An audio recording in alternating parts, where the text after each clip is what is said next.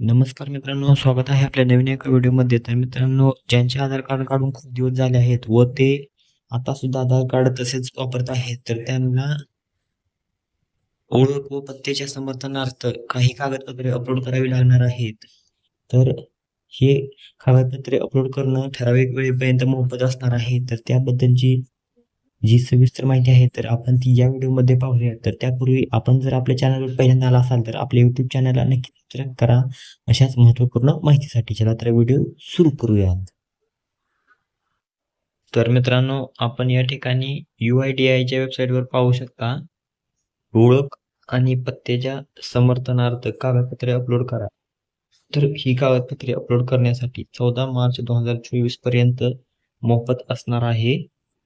तर मित्रांनो, या ठिकाणी काय सादर करायचे तर ते आपण पाहूया.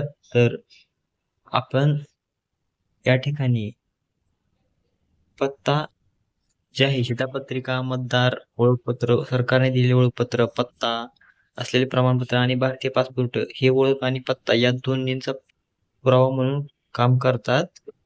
तर या ठिकाणी आपण पाहू शकता.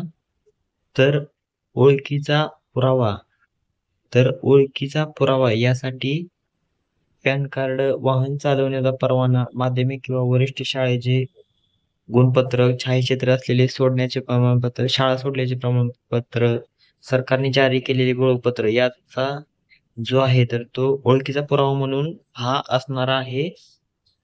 त्यानंतर पत्त्याचा पुरावा. तर मित्रांनो, पत्त्याचा पुरावा यासाठी वीज, पाणी, gas bill, bank, post office passbook, भाडेपट्टी, रजा आणि परवाना, करार हे इत्यादी जे आहे तर ते यासाठी लागणार आहे. तर हे सबमिट कसं करायचं ते आता आपण पाहू. तर मित्रांनो, हे कसं सबमिट करायचं तर आधार पोर्टलवर व ऑनलाईन किंवा कोणत्याही आधार केंद्राला जे आहे तर ते भेट देऊन आपण ही कागदपत्रे अपलोड करू शकता. तर ती कागदपत्रे कशी अपलोड करायची तेही आपण थोडक्यात जाणून घेऊयात.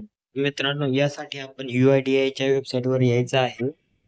तर या UIDAIच्या वेबसाईटवर आपण क्लिक करायचं आहे. या ठिकाणी आपण पाहू शकता. त्यानंतर आपणासमोर असा ऑप्शन जो आहे तर तो दिसेल. तर यानंतर आपण लॉग इन ऑप्शनवर क्लिक करायचं आहे. त्यानंतर इथे आपला जो आधार नंबर आहे तर तो आपण आपला आधार नंबर इथे फिल करायचा आहे.